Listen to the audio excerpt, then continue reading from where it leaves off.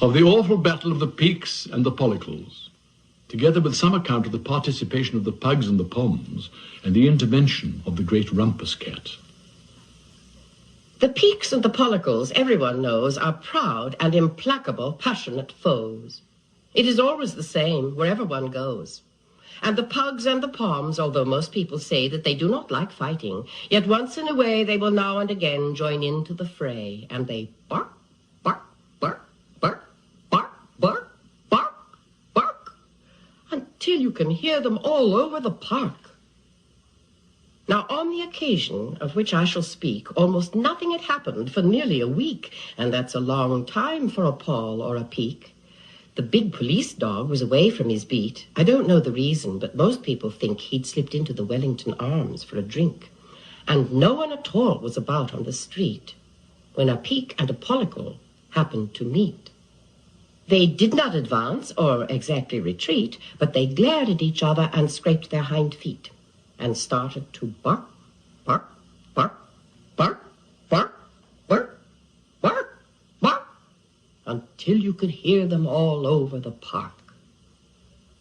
Now, the Peke, although people may say what they please, is no British dog, but a heathen Chinese. So all the Pekes, when they heard the uproar, soon came to the window. Some came to the door. There were surely a dozen, more likely a score.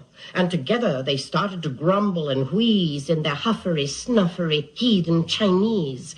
But a terrible din is what Pollicles like, for your Pollicle dog is a dour Yorkshire tag, and his broad Scottish cousins are snappers and biters, and every dog jack of them notable fighters. And so they stepped out with their pipers in order, playing When the Blue Bonnets Came Over the Border.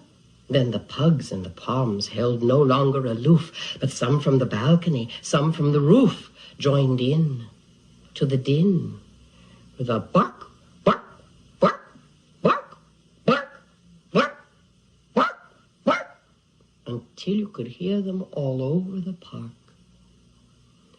Now, when these bold heroes together assembled, the traffic all stopped and the underground trembled, and some of the neighbors were so much afraid that they started to ring up the fire brigade. When suddenly, up from a small basement flat, why, who should stalk out but the great rumpus cat?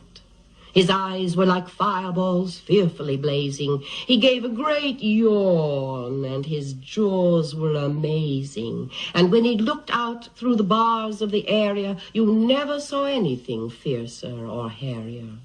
And what with the glare of his eyes and his yawning, the Pekes and the Pollicles quickly took warning. He looked at the sky, and he gave a great leap, and they, every last one of them, scattered like sheep.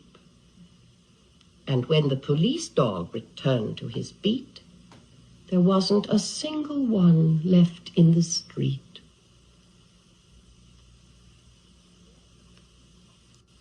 Mr. Mistoffel.